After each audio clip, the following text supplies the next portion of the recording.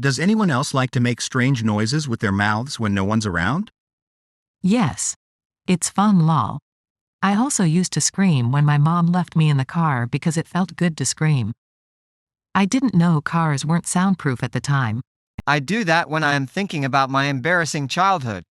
Yes, but I don't stop or hide it from people who I'm comfortable with. I also sing songs about stuff I'm seeing in the moment. I like doing things like that when people are around. I think this video about a scientific stuffy will help explain this behavior.